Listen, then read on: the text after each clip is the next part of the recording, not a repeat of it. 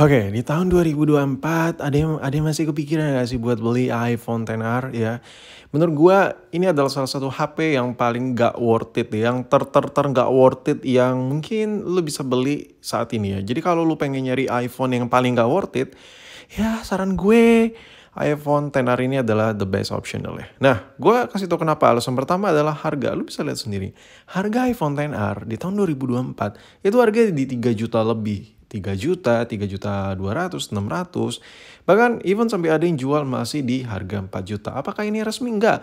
Itu yang tadi gue kasih tau ke lu, semua harganya tuh iPhone XR Inter. So menurut gue iPhone XR dengan apa yang lu dapat ya kalau lu beli handphone ini masih terlalu overpriced menurut gue. Sebenarnya nggak overpriced sih, ini adalah Apple. Tapi ya, man, hello, ini tahun 2024 ya. Pilihan itu banyak, apalagi di budget 3 juta ke 4 juta. Iya, budget kayak 3 juta, 4 juta. Gue perjelas lagi ya, budget 3 juta, 4 juta.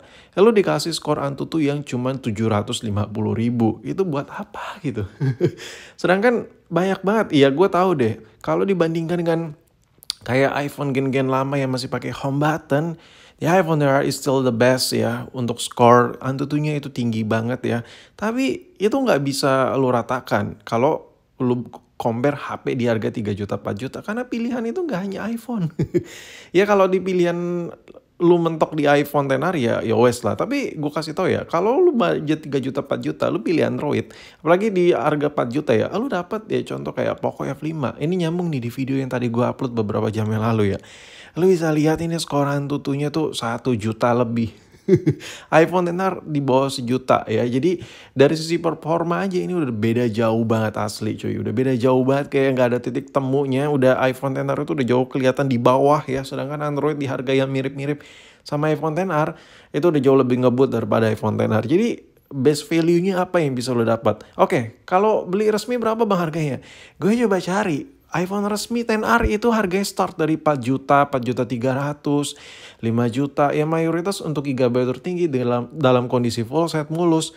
Ya lo bisa dapat di harga kayak 5 juta gitu cuy. Kayak menurut gue men ya, kayak kentang banget gitu harganya ya. Oke, di budget 5 juta kalau lo mau main bundle ya, mau main bundle aja. Nggak peduli mau inter atau resmi. Gue lebih nyaranin lo buat ambil iPhone Gen 12 aja. iPhone seri 12, entah itu 12 biasa, 12 mini. Yang inter-interan itu kalau lu setarain harganya udah mirip-mirip kayak iPhone XR yang resmi. Jadi kalau lu udah ada duit atau udah ada budget nih buat beli iPhone XR resmi di harga 5 juta lebih, ya beda-beda dikit banget lu udah dapat iPhone 12 yang varian Inter. Ya menurut gue ya tetap nggak apple to apple meskipun ini sesama produk Apple karena dibandingkan antara Inter dan resmi. Tapi kalau kita lihat dari spesifikasinya, itu iPhone 12 itu best value banget lah kalau dibandingkan dengan harga si iPhone XR Inter.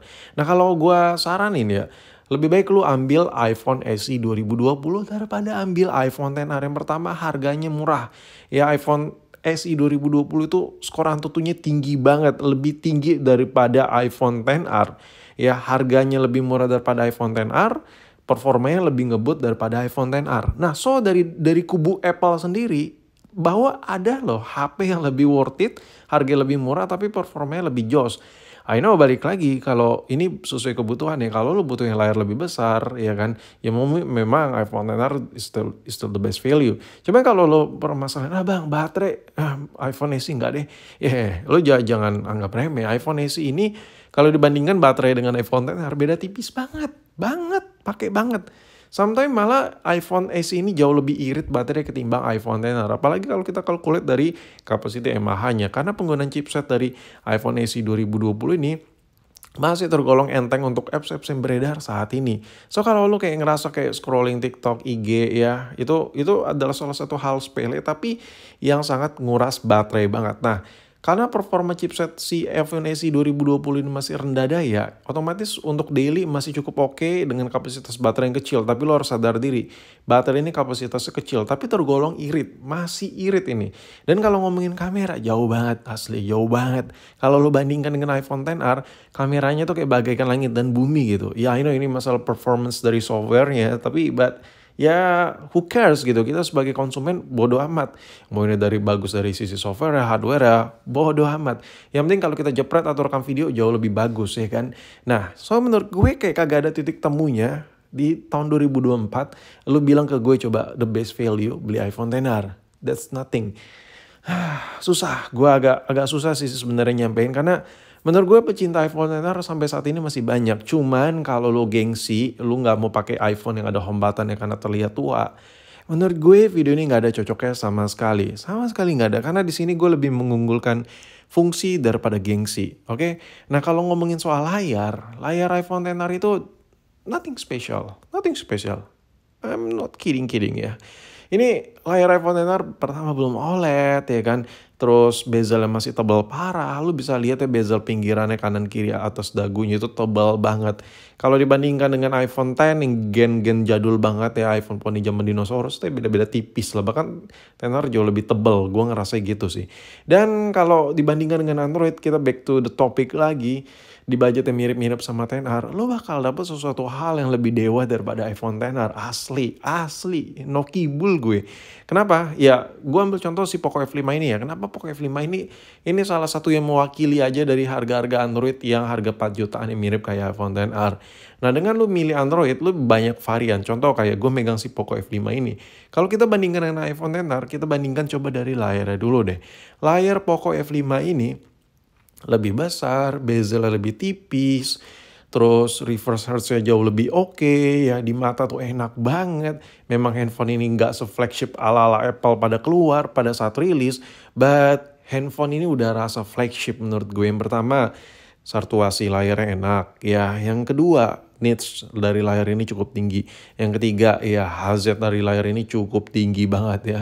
Jadi kalau lo scrolling atau ngegame pakai Poco F5 ini, menurut gue skor Antutunya jauh lebih tinggi daripada XR, ya kan, layarnya jauh lebih enak daripada XR. Kayak nggak ada titik temunya gitu. Lo bilang XR jauh lebih worth it daripada Android. Asli deh. Jadi apa ya? Oh iya, satu lagi yang kelewat. iPhone XR itu view angle-nya jelek ya. Sedangkan ini view angle-nya luas banget. Asli, lo mau lihat dari samping, kanan, kiri, atas, bawah ya. Ini enak banget, apalagi buat nonton bokep. Nggak, maksud gue buat nonton film-film yang lebih bermanfaat gitu. Handphone ini jauh lebih enak. Intinya multimedia tuh jos parah ya. Gue udah coba buat ngerekam nggak, maksud gue buat ngerekam konten, bikin konten pakai Poco ini oke banget dibandingkan iPhone XR. So menurut gue ya, layar Android yang harga 4 juta itu udah nggak bisa dikalahin dengan sebuah iPhone XR. Asli. Mungkin lu nya aja kali yang nggak pikiran secara jauh. Kalau saat ini lu masih beli iPhone XR, masih ada kepikiran gitu. Dan ya malah gue lebih pilih iPhone 12 Inter aja dah sekalian daripada beli iPhone XR yang resmi. Karena pada dasarnya handphone itu ya udah gitu, fungsional udah mentok ya. Kameranya biasa aja kalau dibandingkan 12 mini, 12 biasa ya kan. So menurut gue emang yang paling the best value seharga iPhone Inter mendingan iPhone SE. Lu bayangin, lu beli iPhone XR Inter ya, kalau lu ibahin buat beli iPhone SE itu udah dapat yang resmi.